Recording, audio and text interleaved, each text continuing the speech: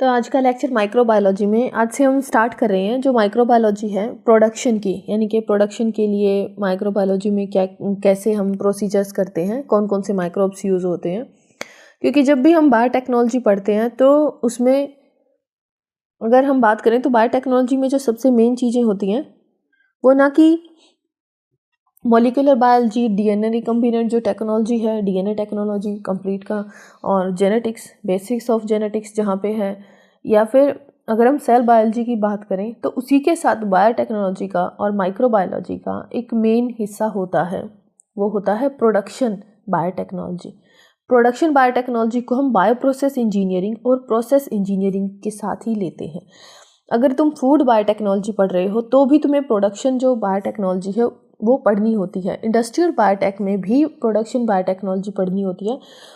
तो आज से मैं कोशिश करूँगी कि प्रोडक्शन बायोटेक के जितनी भी जो इम्पोर्टेंट, जैसे सिट्रिक एसिड प्रोडक्शन हो गया, या फिर पेंसिलिन जो प्रोडक्शन हो गया, और बियर प्रोडक्शन हो गया, वाइन प्रोडक्शन हो गया, ये जो मोस्ट इम्पोर्टेंट 10 या 12 प्रोडक्शन प्रोसीजर्स हैं हम ये सीखें। और फिर उसके बाद हम रिकम्बिनेंट डीएनए पढ़ेंगे, और साथ के साथ हम जो माइक्रोबायोलॉजी हम कर रहे हैं तो वो लेक्चर्स भी कंप्लीट करते रहेंगे। तो जैसा कि आपने देखा, आज हम बात करेंगे बियर प्रोडक्शन की। तो सबसे पहले अगर इंट्रोडक्शन लिखना हो, हमारे पास कोई क्वेश्चन आ जाए सब्जेक्टिव या ऑब्जेक्टिव टाइप से, तो अगर सब्जेक्टिव कोई क्वेश्चन है तो उसमें हमसे क्या पूछ सकते हैं, उसमें ये आ जाएगा कि जो बियर प्रोडक्शन का प्रोसीजर है उसे इलेबोरेट करो या फिर उसे बताओ। और बियर प्रोडक्शन में कोई स्पेसिफिक डायग्राम नहीं होता कि फर्मेंटर होते हैं और उनके साथ इनोकुलम डालना होता है, और कोई खास डायग्राम नहीं होता। इसमें सिर्फ हम बना सकते हैं तो एक रे डायग्राम हो सकता है। तो चलिए शुरू करते हैं। तो बियर को जो है मोस्ट पॉपुलरली बियर को बोला जाता है लिक्विड ब्रेड। सबसे पॉपुलर ड्रिंक होती है ये, मोस्ट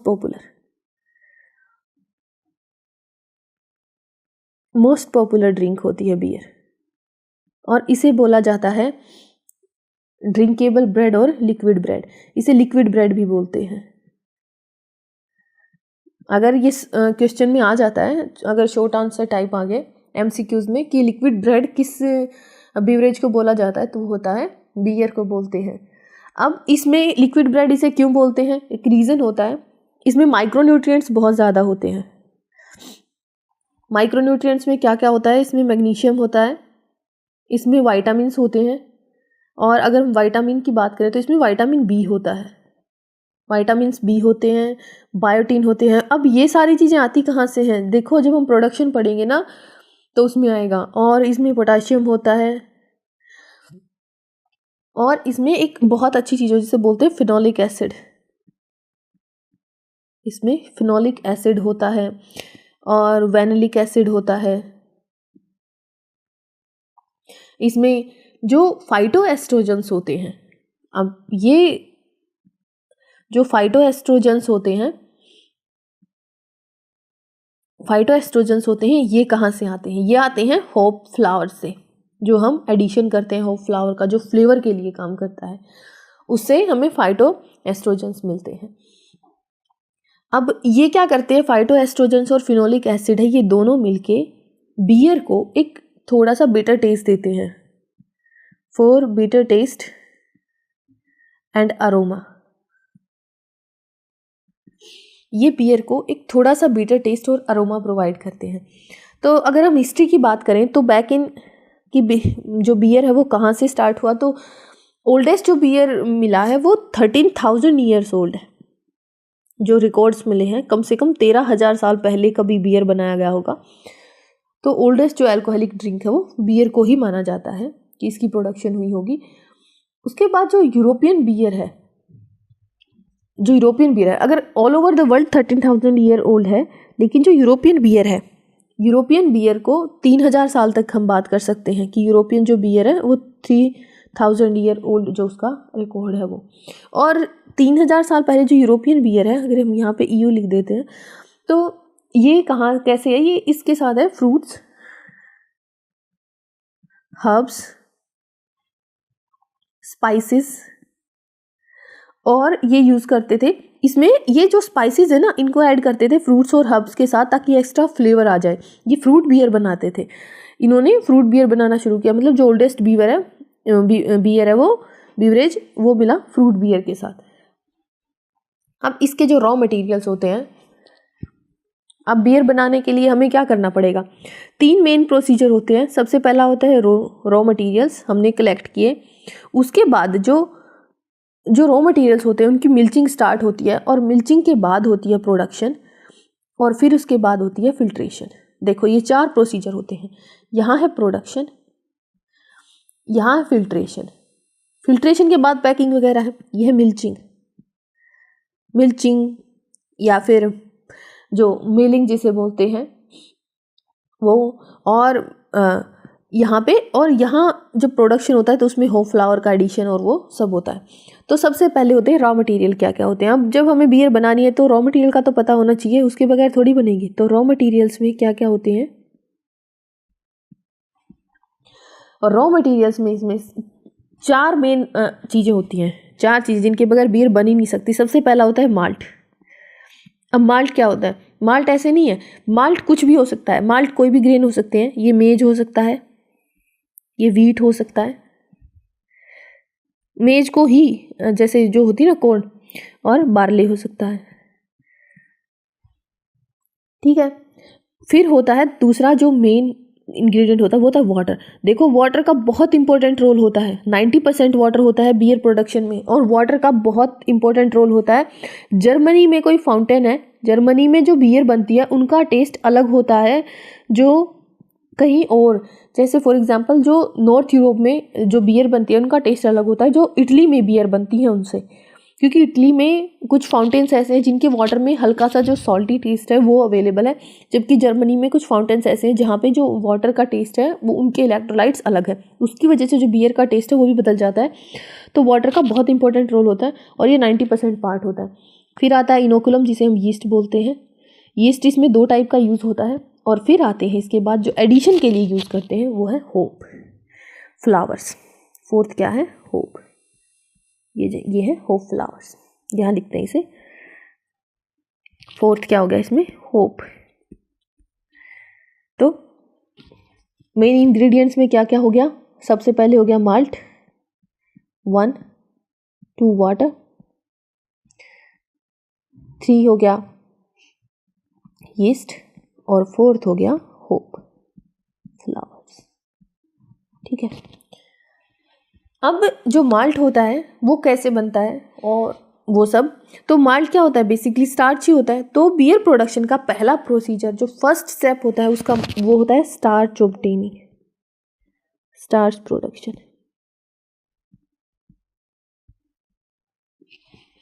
स्टार्च प्रोडक्शन, अब स्टार्च प्रोडक्शन स्टार्ट होता है माल्ट ग्रेन से। माल्ट ग्रेन क्या क्या हो सकते हैं, अभी हमने बात की थी। तो स्टार्च प्रोडक्शन स्टार्ट होता है, यहाँ पे लिख देते हैं प्रोसीजर का पहला procedure, malt grains. Malt grains में होते हैं वीट, बार्ले जो जिसे बोलते हैं, और राइस, हम ये लेके चलते हैं, और मेज भी लेते हैं। अब इसमें इनको क्या करते हैं, माल्ट बनाने के लिए सबसे पहले ये जो ग्रेन्स है इनको सोक कर दिया जाता है, सोकिंग ऑफ ग्रेन्स को भिगो देंगे और जर्मिनेट करने के लिए छोड़ देंगे। किसके लिए, रेस्ट फॉर जर्मिनेशन। अब ये हो गया जर्मिनेट, फॉर जर्मिनेशन। अब जर्मिनेशन जो जर्मिनेट हो गए हैं उनको क्या करेंगे, जर्मिनेशन जो जर्मिनेटेड जो होते हैं सीड्स हैं, जो हमारे पास ग्रेन्स हैं, उनको जो कीन होता है, कीन जैसे भट्टी होती है, भट्टी के ऊपर प्लेट रख दी जाती है और उनके ऊपर उसे ड्राई करते हैं, यानी कि हॉट एयर अवन, एक टाइप से मान के चलो ये हॉट एयर अवन होता है कीन, तो उसे ड्राई इन कीन, और ये होता है 3rd प्रेस। ये जो स्टार्च ऑब्टेन करने का प्रोसीजर होता है इसमें 3 स्टेप होते हैं, माल्ट ग्रेन्स को सोक करना, उनको जर्मिनेट करने के लिए रखना, फिर उसके बाद उनको जर्मिनेट होने के बाद उनको कीन में सुखा देना, ये होता है। अब क्या होता है, जो माल्ट होता है वो अलग अलग सीड्स का हम क्यों यूज़ करते हैं। जैसे हमने यहाँ लिया भाई वीट हम किस लिए लेते हैं, वीट इसलिए लेते हैं ताकि जो फोमी बियर बने, मतलब झाग वाली बियर, गेहूं वाली जो बियर होती है वो बहुत ज़्यादा झाग वाली होती है। और जो कॉर्न होता है ना, जिसे हम मेज़ बोल रहे थे, जो मेज़ माल्ट होता है वो इसलिए लेते हैं कि जो बियर होती है वो उसमें हेज़ कम होता है। जो स्पार्कल उठते हैं ना जब बियर को डालते हैं तो कम हेज़ होता है, और वो न्यूट्रल, जो स्वीटनेस होती है वो न्यूट्रल हो जाती है, न्यूट्रल स्वीट। मेज वाली जो बियर होती है, यानी कि कॉर्न वाली बियर जिसे हम कह सकते हैं, कॉर्न वाली बियर होती है वो न्यूट्रल स्वीट होती है, और उसको मतलब ज़्यादा स्वीट नहीं होती, एक टाइप से जो बैलेंस हो जाता है उसके लिए। अब इसके बाद जो सेकंड होता है, देखो यहाँ पे हो गया ना माल्ट ग्रेन्स, ये पहला प्रोसीजर हो गया, स्टार्च हमारा बन गया। दूसरा, अगर इसके बाद हम क्या यूज़ करते हैं, इसके बाद आता है होप फ्लावर। जो होप्स है वो क्या है, अब ये भी तो पता होना चाहिए कि हमारे इंग्रेडिएंट्स में दूसरी जो चीज़ है, वाटर के बाद, वाटर में पता, यीस्ट पता, लेकिन होप का नहीं पता ना। होप फ्लावर का एडिशन किया जाता है, और इसका काम, ये काम क्या करता है, ये बैलेंस करता है स्वीटनेस को, balance the sweetness. Hope flower जो स्वीटनेस है उसे बैलेंस करता है। और कम से कम इसके साथ अकेला ये नहीं होता, मोर देन जो 200 इंग्रेडिएंट्स होते हैं, बहुत सारे इंग्रेडिएंट्स जो छोटे छोटे अमाउंट में डाले जाते हैं, जैसे जो होप के जो रेजिन्स हो गए। ऐसा ज़रूरी नहीं कि जो होप फ्लावर है वहीं अकेला होता है, तो उसमें रेजिन्स भी हो सकते हैं, रेजिन्स भी हो सकते हैं, पॉलीफिनोल्स भी हो सकते हैं, और अल्फा जो एसिड्स होते हैं होप से जो बनते हैं उन्हें अल्फा एसिड बोलते हैं, जो थोड़ा शॉर्ट टेस्ट देते हैं। और ये सब एक टाइप से तो मान के चलो, जो अल्फा एसिड्स होते हैं ना, ये क्या करते हैं, और पॉलीफिनोल्स, ये दोनों मिलके एंटी कार्सिनोजेनिक होते हैं।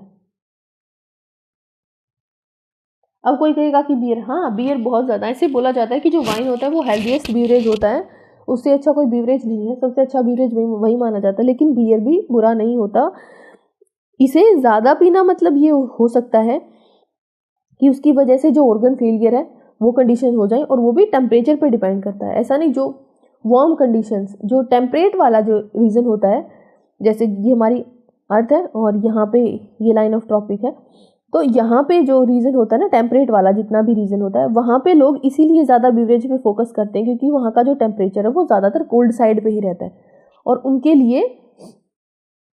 लिए ये सब बैलेंस करना इजी होता है, यानी कि उनके लीवर को आदत होती है और वो उतनी हीट सहन कर सकते हैं।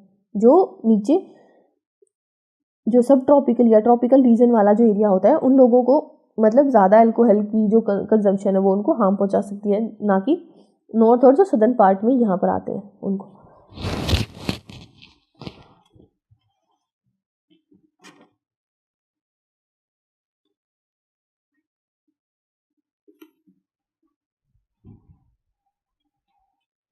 अब उसके बाद जो यीस्ट है, जैसे रेजिन्स हो गया, अब उसके बाद जो होप फ्लावर के बाद हम तीसरा जो इंग्रेडिएंट हमारे पास था वो था यीस्ट।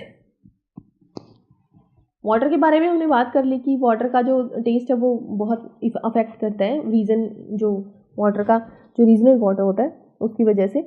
हम दो टाइप का यीस्ट हम यूज़ करते हैं। देखो फर्मेंटर बहुत बड़े होते हैं, फर्मेंटर कम से कम 10,000 लीटर तक हो सकते हैं, फर्मेंटर बहुत बड़े होते हैं, 10,000 20,000 लीटर के होते हैं। तो उनमें क्या होता है, यीस्ट दो टाइप से यूज़ किया जाता है। अगर हमारे पास, जब हमने स्टार्च बना लिया और हमारे पास प्रोडक्शन के लिए जो हमारा रॉ मटेरियल है फुल रेडी है, तो अब हमें उसमें यीस्ट का इनोकुलम डालना है। तो यीस्ट दो टाइप से यूज़ करते हैं हम, एक होता है टॉप यीस्ट और एक होता है बॉटम यीस्ट। जो टॉप यीस्ट होता है ना, उसे हम, उसका टेम्परेचर अलग से होता है जो टॉप यीस्ट होता है, क्योंकि फॉर एग्जांपल ये फर्मेंटर है, और इस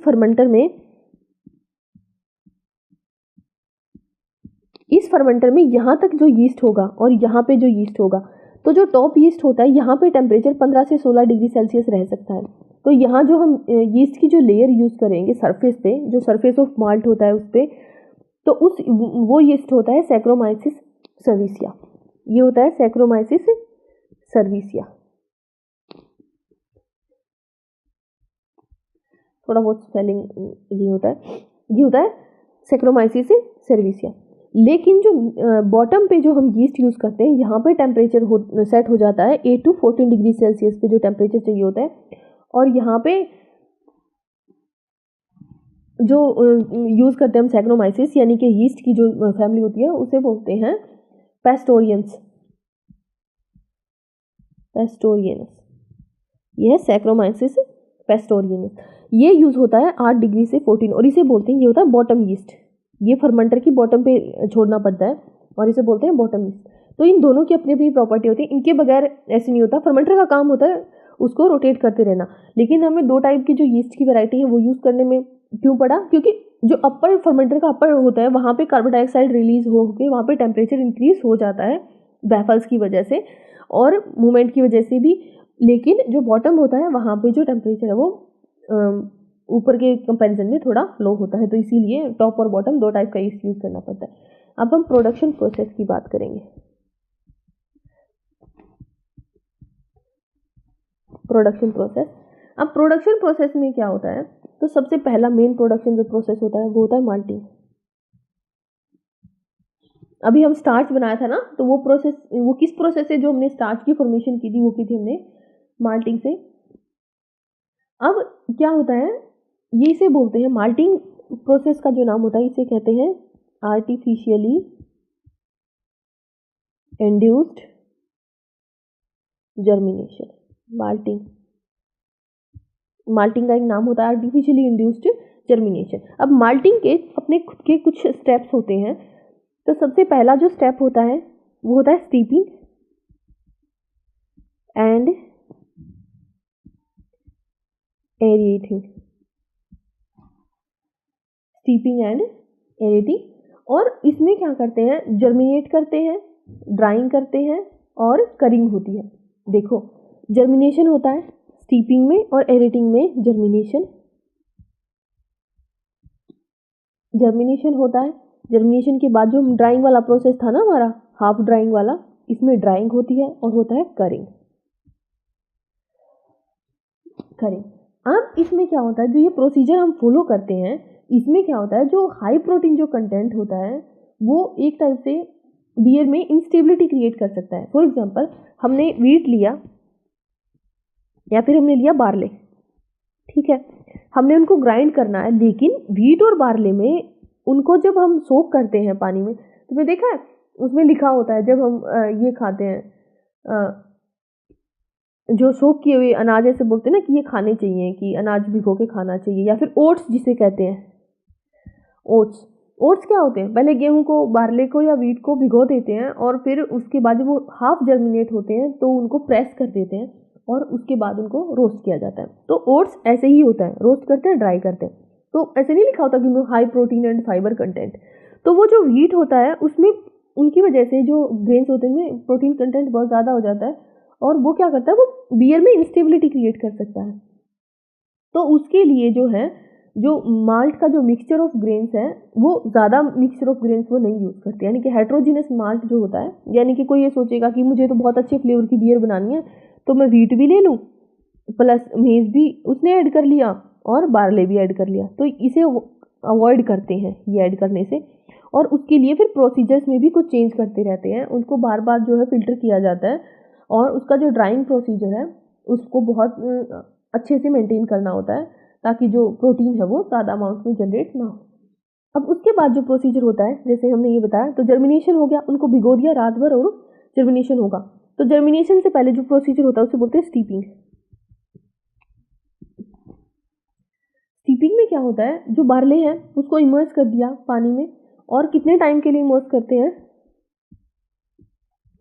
soaking in water for 40 to 45 hours, 40 से 45 घंटे के लिए इसको भिगो देंगे और उसको हार्वेस्ट करते हैं। हार्वेस्टिंग कब होती है, जब उसमें 12% मॉइस्चर, हार्वेस्टिंग एट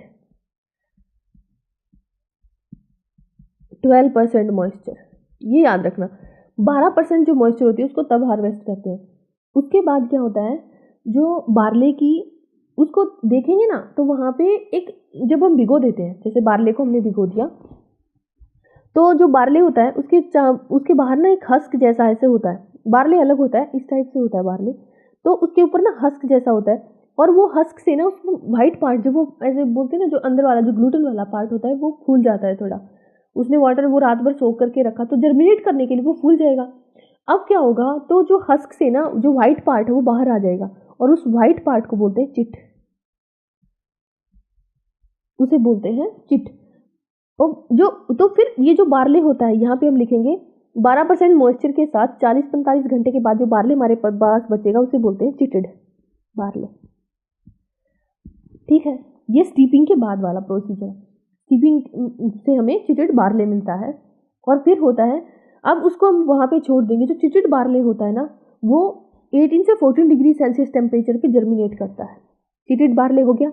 अब टेम्परेचर हो जाएगा 18 to 14 डिग्री सेल्सियस, और यहाँ पे होगा जर्मिनेशन, जब वो पॉड से बाहर निकल आएगा। अब जर्मिनेशन जो होता है वो क्या करेगा, वो फर्मेंटेशन को, जर्मिनेशन वाला जितना प्रोसेस होता है इसमें क्या होता है, जो अल्फा माइलेज और बीटा माइलेज होते हैं ना, प्रोटीएज जो एंजाइम होते हैं, एक तो वो बार्ले के अंदर जो प्रोटीन होता है उसे डीनेचर करने में हेल्प करेंगे, डाइजेस्ट करने में हेल्प करेंगे। और उसके बाद ये क्या करता है, जर्मिनेशन वाला प्रोसीजर ये हेल्प करता है जो कॉम्प्लेक्स शुगर बन रही होती है उनको ब्रेक डाउन करने में। अब यहाँ होता है, यहाँ पे, और ये फर्मेंटेशन में भी हेल्प करता है जर्मिनेशन। जर्मिनेशन के बाद हम करेंगे किनिंग। और किनिंग का क्या काम होता है, किनिंग क्या करता है, जो 12% हमारे पास वाटर बच गया था अभी भी, मतलब यानी कि गीला गीला सा है, तो उसे किनिंग क्या करेगा, ये ड्राई करेगा। किनिंग रिमूव एक्सेस वाटर।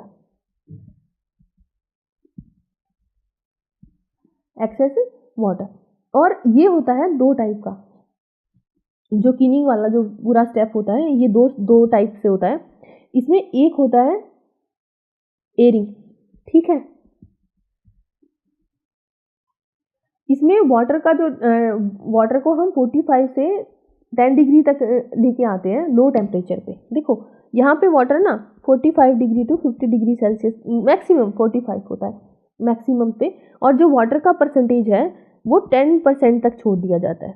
पहला एयरिंग होता है, यानी कि हल्की हल्की हवा से नहीं जैसे सुखाते, कुछ इस टाइप से एयरिंग करते हैं। और दूसरा होता है करिंग।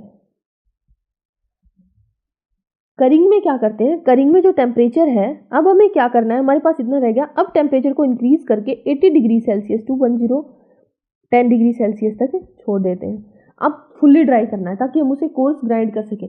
जब तक कोई भी ग्रेन हो, अगर वो हल्का सा गीला है, उसे ग्राइंड करना इतना आसान नहीं होता, वो कोर्स ग्राइंड नहीं होता, उसका मतलब आटा जैसा बन जाता है, मतलब डो बन जाता है, वो अच्छे से ग्राइंड नहीं होता, लेकिन उसे कंप्लीट ड्राई करना होता है। अब जो टेम्परेचर है, फिर से टेम्परेचर को हम, अब ये जो होता है टेम्परेचर, ये ग्रोइंग फेज वाला टेम्परेचर से बोलते हैं हम, 40 डिग्री सेल्सियस वाला होता है। ये एंजाइम्स को, ये वाला क्या करता है, करिंग में क्या होता है, डीनेचर करते हैं एंजाइम्स को, डीनेचरिंग ऑफ एंजाइम्स। यहाँ पे है ग्रोथ ऑफ एंजाइम्स, जो अल्फा माइलेज और है ना बीटा माइलेज उनकी।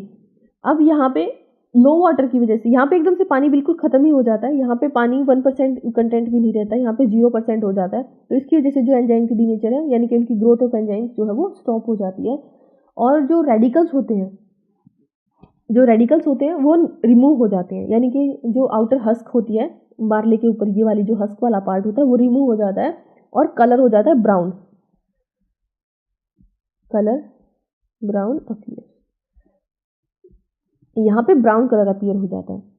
अब माल्टिंग को जो है एक होता है प्रोसीजर होता है जिसे एडजंक्ट बोलते हैं, माल्टिंग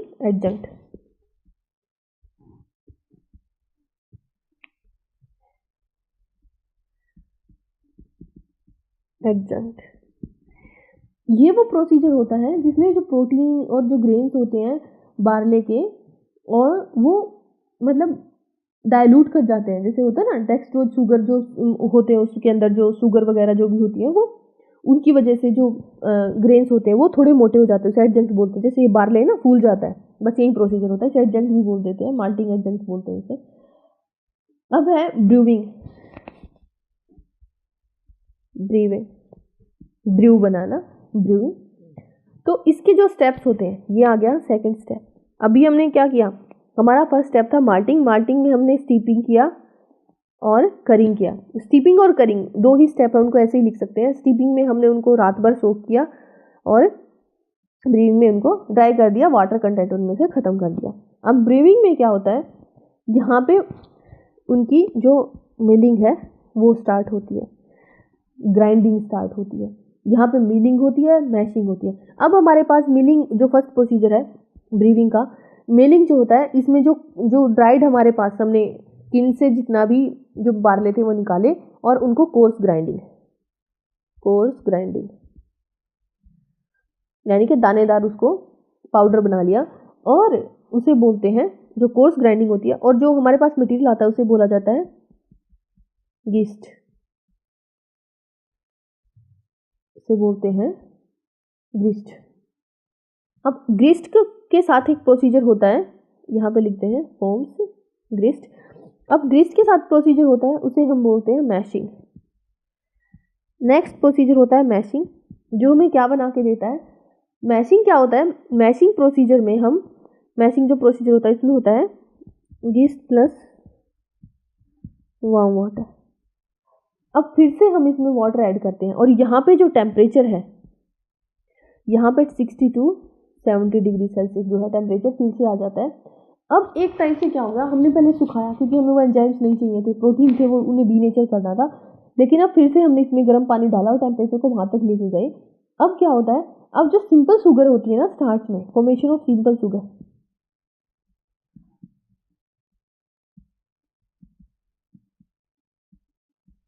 जो सिंपल शुगर होती है उनकी फॉर्मेशन होती है और अमाइलेज भी बनता है। किसकी वजह से बनती है, बाय अमाइलेज। ठीक है, अब जब अमाइलेज बन जाता है अब क्या होगा, देखो हमने पानी ऐड कर दिया उसमें, कोर्स ग्राइंड है। अब एक टाइप से ना जिलेटिन जैसी फॉर्मेशन हो जाएगी। तो नेक्स्ट स्टेप होता है, इसे बोलते हैं जिलेटिनाइजेशन ऑफ माल्ट। जो हमारे पास माल्ट सीड थे उनकी जिलेटिनाइजेशन स्टार्ट हो जाती है और फिर हम करते हैं उसका लिक्विफैक्शन। नेक्स्ट स्टेप होता है लिक्विफैक्शन और फिर होता है सैक्रिफैक्शन।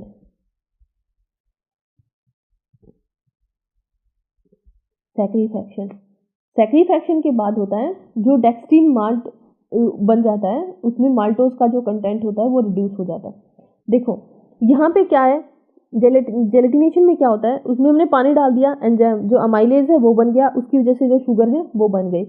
अभी यहाँ पे जो वाटर की अमाउंट है वो 68% है और टेम्परेचर 70 डिग्री के आसपास है। लेकिन यहाँ पे जब लिक्विफैक्शन होता है, यहाँ पे जो अमाइलेज है वो स्टार्च को डाइजेस्ट करना स्टार्ट कर देगा और यहाँ पे डाइजेशन ऑफ स्टार्च स्टार्ट हो जाएगा, डाइजेशन ऑफ जिलेटिन स्टार्च। जो जिलेटिन जैसा जो स्टार्च हो गया है उसका डाइजेशन स्टार्ट हो जाएगा और इसके बाद बनता है डेक्सट्रीन माल्ट। ये होता है मीठा। अब यहाँ पे जितना भी डेक्सट्रीन माल्ट है वो किस में कन्वर्ट हो जाएगा, यहाँ पे बनेगा माल्टोज। डेक्सट्रीन माल्ट जो है वो किस में कन्वर्ट हो जाएगा, कन्वर्ट्स टू माल्टोज, वो माल्टोज बना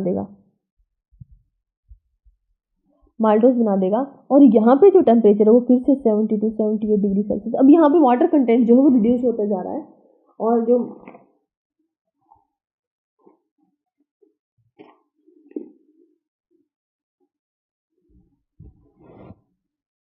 इसके बाद एक प्रोसेस आता है उसे बोलते हैं प्रोटियोलाइसिस। यहाँ पे ये होता है प्रोटियोलाइसिस। देखो लाइसिस का मतलब ये होता है तोड़ना, प्रोटियो का मतलब प्रोटीन। अब जितना भी माल्टोज बनाया, कुछ भी बनाया, उनमें जो छोटे पेप्टाइड जो होते हैं, जो एंजाइम्स होते हैं एंडो और एक्सोपेप्टाइडेज, वो एंजाइम्स की फॉर्मेशन होती है और वो प्रोटीन को यहाँ पे बाय एंडो एंड एक्सोपेप्टाइडेज। ठीक है, एंडो एक्सोपेप्टाइडेज से जो भी पेप्टाइड बॉन्ड बने होते हैं उनका ब्रेक डाउन हो जाता है। अब डिग्रेडेशन ऑफ प्रोटीन जो है ये टेस्ट और फ्लेवर के लिए ज़्यादा ज़रूरी होती है क्योंकि प्रोटीन जो है वो एक मतलब दबा हुआ फ्लेवर बना देती है, यानी कि फ्लेवरफुल नहीं रहता, तो उसको ख़त्म करने के लिए करते हैं। एक और होता है उसे बोलते हैं साइटोलाइसिस। यहाँ पे दो प्रोसीजर होते हैं, तो प्रोटियोलाइसिस होता है और दूसरा होता है साइटोलाइसिस। साइटोलाइसिस क्या होता है, जो हेमीसेलुलोज होता है जो सेल वॉल का, यानी कि जो सेल होती है बार्ले की, उसके हेमीसेलुलोज को ब्रेक डाउन करती है। किसके लिए? For break down of hemicellulose of barley cells, ये होता है। और इससे क्या होता है, इससे जो विस्कोसिटी है माल्ट की, ये अगर सेल वॉल होती है ना, ये इंक्रीज करके रखती है, इसका ब्रेक डाउन होता है तो जो विस्कोसिटी वो डिक्रीज हो जाती है। अब है वॉट प्रिपरेशन। अब जो मैसिंग वाला जो, ये इम्पोर्टेंट है, इसे बोलते हैं वॉट प्रिपरेशन।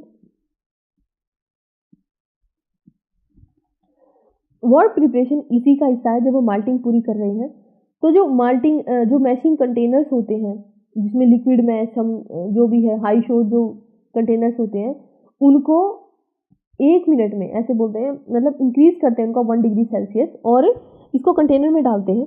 जो भी हमने अब बना लिया अपना, हमारे पास माल्ट है तो उसको कंटेनर में डाल दिया। ये कंटेनर है, इसमें हमने अपना जो मैस्ड और मिल्ड माल्ट है वो हमने इसमें डाल दिया।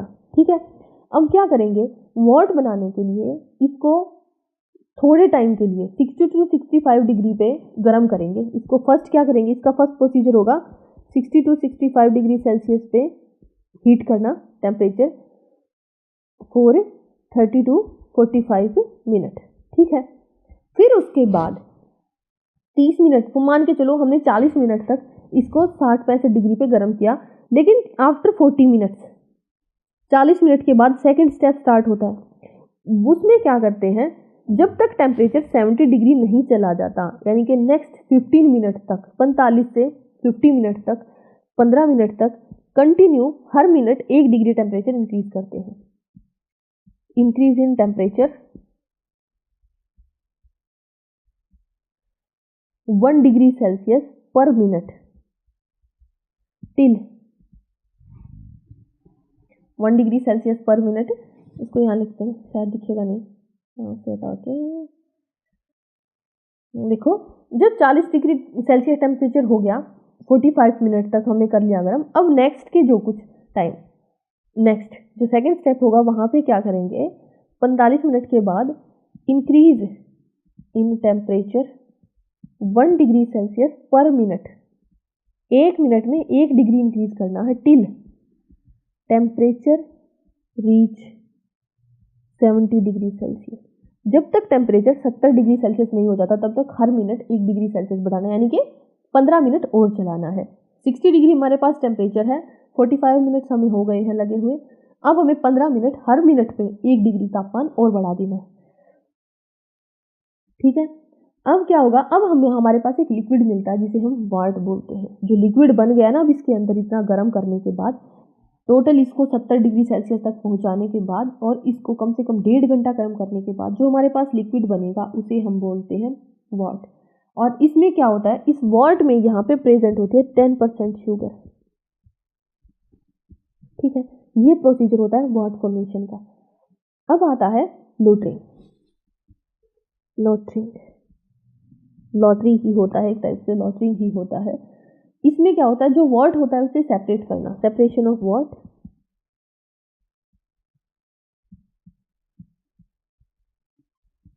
इसमें वॉट सेपरेशन होता है। तो इसमें जो फिल्ट्रेशन होती है ना, हमारे पास जो कोर्स ग्राइंड हमने किया था उसे बोलते थे गिस्ट और प्लस लिक्विड वॉट जो हमारे पास अभी प्रेजेंट है, इनको अलग अलग कर लेते हैं। जो लिक्विड वॉट हमने अभी बनाया है और उसको छान लेते हैं, एक टाइप से फिल्ट्रेशन ही होता है ये, by filtration, separation of.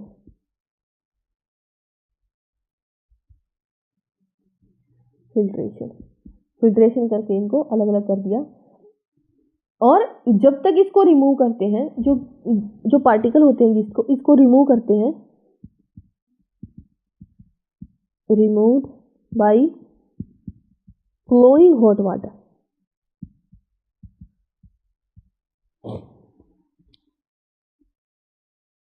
Flowing hot water से इसे रिमूव करते हैं। अब क्या होता है, जो टेम्परेचर होता है वो इंक्रीज करता है 80 डिग्री सेल्सियस, सो दैट जो विस्कोसिटी होती है, अब टेम्परेचर फ्लोइंग हॉट वाटर से इसको रिमूव कर रहे हैं, तब टेम्परेचर क्या होगा, टेम्परेचर यहाँ पे हो जाएगा 80 डिग्री सेल्सियस।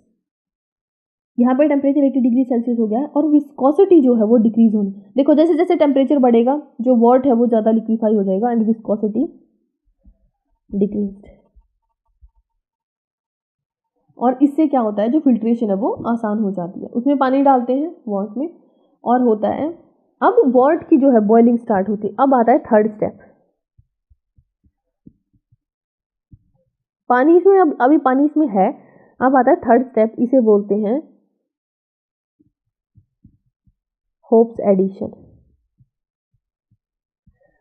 Hopes addition. अब हमारे पास जो लिक्विड वॉट प्रेजेंट है, जैसे ही हमारे पास लिक्विड वॉट है,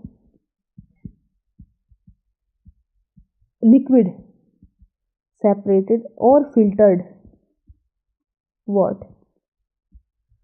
अब जो फिल्टर्ड वॉट है इसमें हम डालेंगे होप्स के फ्लावर। हम फ्लावर ऐसे बना देते हैं, ठीक है, ये हो गए। इसमें हम डालेंगे होप्स फ्लावर। अब वॉट की बॉइलिंग होती है, उससे एंजाइम्स का हाल्ट हो गया। होप के जो फ्लावर हमने डाले हैं वो क्या करेंगे, जो भी वो बॉइलिंग का जो प्रोसेस होता है ना, उसमें जो एक्सेस जो वाटर होता है वो रिमूव हो रहा है। अब ये बॉयल हो रहा है, होप हमने इसमें डाल दिए। अब क्या होगा, एक्सेस वाटर जो है वो यहाँ पे रिमूव हो गया। अब क्या हो गया, होप के एडिशन के बाद, एक्सेस वाटर रिमूवल के बाद, अब हम इसको लेके आते हैं अपने फर्मेंटर को। अब हमारे पास ये ओरिजिनल फर्मेंटर आ गया। अब इसमें हम यहाँ पे स्टार्ट हो जाएगा फर्मेंटेशन। ये हमारे पास एक्चुअल फर्मेंटर है, इसको ऐसे बना देते हैं। ये हो गया, ये बैफलस है, ये हो गया हमारा फर्मेंटर।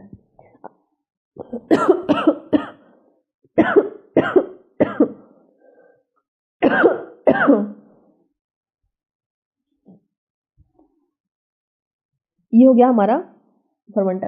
अब फर्मेंटेशन में हमने देखा था कि जो टॉप वाला जो यीस्ट होता है वो सैक्रोमाइसिस सर्विसिया होता है। इसको ऐसे लिख देते हैं, सर्विसिया।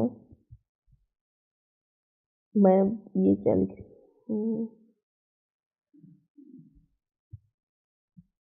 ये होता है सैक्रोमाइसिस सर्विसिया। देखो दो टाइप से, जो टॉप यीस्ट होता है और जो बॉटम यीस्ट होता है वो अलग अलग है, ठीक है।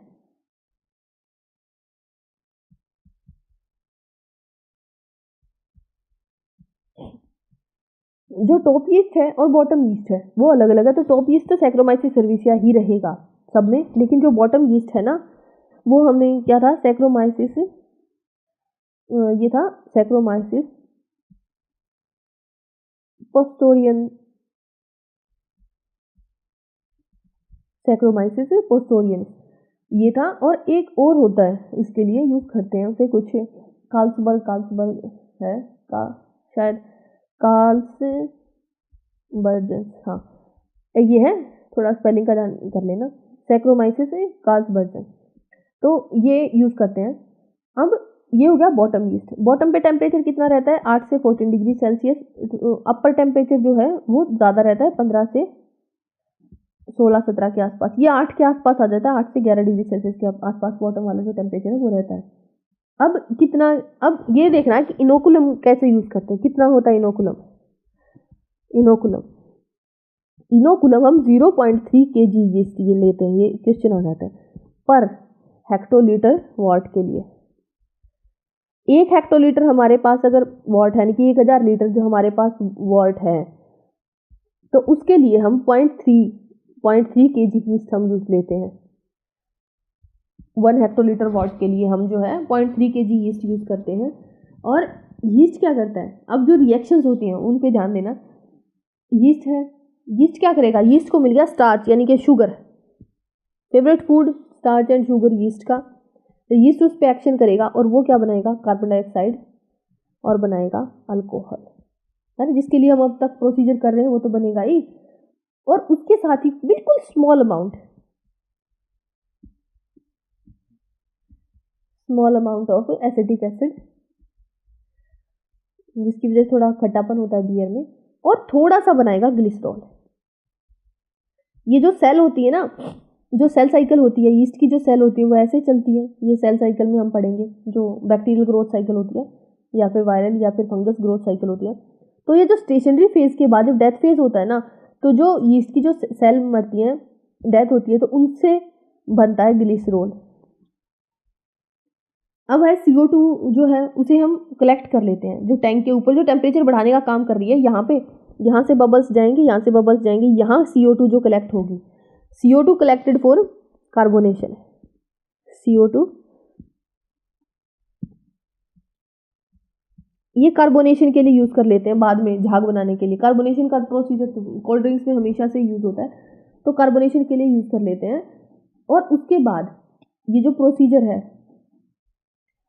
5th डे तक, अब देखो ये साइकिल समझना, ये है, ये ऐसे ही चलेगा, पहले स्टार्ट हुआ और ये ऐसे, यहाँ पे है 5th डे, 5th डे पहले इनोकुलम ने ग्रोथ करना स्टार्ट किया, 1st day, 2nd day, 3rd से 5th डे तक मैक्सिमम CO2 जनरेशन होगा, मैक्सिमम CO2 जनरेशन, बहुत ज़्यादा कार्बन डाइऑक्साइड निकलेगी, लिबरेटेड होगी। लेकिन फिर क्या होगा, एकदम से 5th डे के बाद 7th डे पे, ये आ गया 7th day, 7th day 6th day पे कम होगी, 7th डे पे नो CO2, अब CO2 नहीं है, यानी कि 7 दिन बाद हमें पता चल जाएगा कि अब इनके पास शुगर नहीं बची है, यीस्ट के पास कंजम्पशन के लिए शुगर नहीं बची, उसने कंप्लीट शुगर को कन्वर्ट कर दिया है अल्कोहल में, और अब कार्बन डाइऑक्साइड जो है वो नहीं निकलेगी। बियर में ज़्यादातर कितना होता है परसेंट, 3 से 5% तक ही अल्कोहल होता है बियर में, अल्कोहल इन बियर में सिर्फ इतना ही अल्कोहल होता है। और इसके बाद प्रोसीजर होता है, अब आता है फिल्ट्रेशन, और उसके बाद अब आता है मैचुरेशन एंड कार्बोनेशन। देखो जो नेक्स्ट वो होता है maturation and carbonation. Maturation and carbonation में जो यंग बियर होती है उसको मैच्योर करना होता है, ऐसे नहीं होता। वाइन की भी मैचुरेशन होती है, वाइन तो हजार हजार साल पुरानी होती है, बियर भी हजार हजार साल पुरानी हो सकती है। तो मैचुरेशन में क्या करते हैं, जो बियर होती है उसको, यंग बियर को, जैसे अपनी 7 दिन बियर बन गई, उसको फिल्टर करेंगे और उसको रखेंगे स्टोर्ड एट 0 डिग्री सेल्सियस। अब 0 डिग्री सेल्सियस पे उसको सेवरल वीक तक या फिर मंथ्स तक रखा जाता है, फॉर वीक्स टू मंथ्स, ठीक है। उसको स्टोर करके रखते हैं, उसे बोलते हैं मैचुरेशन। और उस टाइम पे क्या होता है, जो अनसैचुरेटेड जो सब्सटेंसेस होते हैं, इस टाइम पे क्या होता है, इसका मेन पर्पस क्या होता है, जो अनसैचुरेटेड सब्सटेंसेस होते हैं, जो यीस्ट की जो सेल्स होती हैं या फिर जो रेजिन्स होते हैं, जो हमने जो हो फ्लावर माल्ट के टाइम पे और वॉल्ट बनाने के टाइम पे ऐड किए थे, बॉइलिंग के टाइम पे कुछ किया था, तो वो सारे जो वो प्रेसिपिटेट होके और बियर के ऊपर आ जाएंगे, है ना। ऐसे बोलता है ना, एकदम से जो सारा जो फिल्ट्रेट हो गए वो इकट्ठे हो जाएंगे और हमारी बियर जो है वो नीचे ऐसे क्लियर सेपरेट हो जाएगी। उसके साथ क्या होगा, इस टाइम पे क्या करते हैं हम, बीच बीच में उसको रिमूव करते रहते हैं। और उसके बाद आता है कार्बोनेशन, ठीक है। उसको कार्बोनेटेड जो बियर होती है उसको, उसके जो स्टोर्ड CO2 होती है उसको इसमें से पास करवाते हैं। जो स्टोर्ड CO2 हमने रखी थी ना प्रोडक्शन के टाइम पे, जो CO2 निकल रही थी उसे हमने स्टोर करके रख लिया ताकि कार्बोनेशन करवाए। अब क्या करते हैं, वो CO2 जो है इसमें से पास करवाते हैं और इसे बोलते हैं कार्बोनेशन, ये होता है। और उसके बाद आता है एक और प्रोसीजर, उसे बोलते हैं पास्चराइजेशन। यह माइक्रोबायोलॉजी में पढ़ते ही हैं। पास्चराइजेशन में क्या होता है, पहले उसको 60 डिग्री सेल्सियस तक गर्म करते हैं, ठीक है, ताकि जो यीस्ट की जो सेल्स अभी भी बच गई हैं उनको इनएक्टिव किया जा सके और कोई स्पॉलेज से रोका जा सके। और उसके बाद आता है अगला स्टेप होता है, वो होता है फिल्ट्रेशन। फिल्ट्रेशन के बाद आता है स्टोरेज वगैरह ये सब। लेकिन इसके साथ अब फिल्ट्रेशन किया, बॉटल्स में पैक किया और बेच दिया, सभी ये जो पूरा बियर प्लांट में जो प्रोसीजर चल रहा होता है हमने वो डिस्कस कर लिया अभी। अब एक और प्रोसीजर है, कई बार एक्स्ट्रा पॉइंट लिखने के लिए और कुछ याद ना रहे और हमारे पास फॉर एग्जाम्पल क्वेश्चन आ गया 15 मार्क्स का। देखो एग्जाम था CGPDTM 2015, बायोटेक्नोलॉजी का पेपर था मेंस का, उसमें बियर प्रोडक्शन आया हुआ है और 20 मार्क्स में है। सोचो 20 मार्क्स में अगर इतना लिखेंगे जो अभी हमने पढ़ा तो 20 नंबर तो पूरे। और अकेला ये नहीं है, बहुत सारे ऐसे क्वेश्चन हैं जो आते हैं, थ्योरेटिकल एग्जाम होते हैं, जरूरी नहीं है कि वो बायोटेक के लिए हो, वो माइक्रोबायोलॉजी के लिए थ्योरेटिकल एग्जाम है, साइंटिफिक जो थ्योरेटिकल एग्जाम्स होते हैं उनमें आते हैं। और ये तो मैंने इतना खोल के समझाया कि हर एक एग्जाम में आ जाएगा। अब आता है वेस्ट मैनेजमेंट। वेस्ट मैनेजमेंट में क्या होता है, जो माल्ट होता है फीड स्टॉक के लिए यूज़ करते हैं, malt waste use for feedstock. अब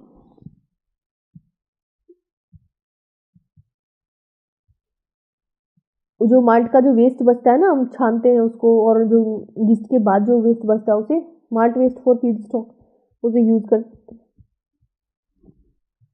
दूसरा, जो होप के जो रेजिड्यू बच जाते हैं, जैसे रेजिन वगैरह हो गया, उनको वॉल्ट के टाइम पे उनको एग्री पर्पजेज के लिए यूज कर सकते हैं, फॉर एग्री पर्पज। एग्रीकल्चर जितना भी वेस्ट होता है ये बायोडिग्रेडेबल वेस्ट होता है। बियर प्लांट से निकलने वाला वेस्ट खराब नहीं होता, बायोडिग्रेडेबल होता है। अगर बियर प्लांट में जो बॉयलिंग वाला प्रोसीजर है, अगर वो हम वुड से, या पहले तो ऐसे ही करते थे कि लकड़ी से बॉयल कर रहे हैं, कुछ कर रहे हैं, और इलेक्ट्रिकल हमारे पास बॉयलर है ना, तो बियर प्लांट से जो भी वेस्ट निकलता है वो ऐसा वेस्ट होता ही नहीं है कि वहाँ पहुँचाए। दूसरा फिर होता है यीस्ट जो होता है, और उसे दोबारा, अब यीस्ट निकलेगा, तीसरा वेस्ट क्या निकल सकता है, यीस्ट। इसे किसके लिए यूज़ कर सकते हैं, फर्दर ब्रीविंग के लिए यूज़ करेंगे ना, उसको फिर से ब्रीविंग के लिए यूज़ कर सकते हैं, इंडस्ट्री में यूज़ कर सकते हैं, फार्मास्यूटिकल्स में यूज़ कर सकते हैं, फार्मास्यूटिकल्स में यूज़ करते हैं, मेडिसिन दवाइयाँ बनाने के लिए उसे यूज़ किया जाता है, और उसमें बहुत ज़्यादा विटामिन बी होता है, तो उसे source as a food source भी यूज़ करते हैं। फिर उसके बाद उसकी जो बॉटल्स वगैरह होती हैं उन्हें हम रिसाइकिल कर सकते हैं। ये होता है, ये हो गया हमारा वेस्ट मैनेजमेंट, और यहाँ पे होता है हमारा बियर प्लांट का पूरा प्रोसीजर खत्म। इसके बाद हम करेंगे प्रोडक्शन में ही, हम है पेनिसिलिन प्रोडक्शन। पेनिसिलिन प्रोडक्शन हम इससे नेक्स्ट लेक्चर होगा प्रोडक्शन में, हम प्रोडक्शन का भी ऐसे ही करेंगे, ठीक है। अगर ऐसा नहीं है कि जिसके सामने आए वहीं इसको देखे, अगर कोई लास्ट तक देख भी रहा है, जिसको पढ़ने का मन है तो इसको दूसरों के साथ शेयर कर सकते हैं, जिनको पढ़ना है माइक्रोबायोलॉजी, बायोटेक्नोलॉजी।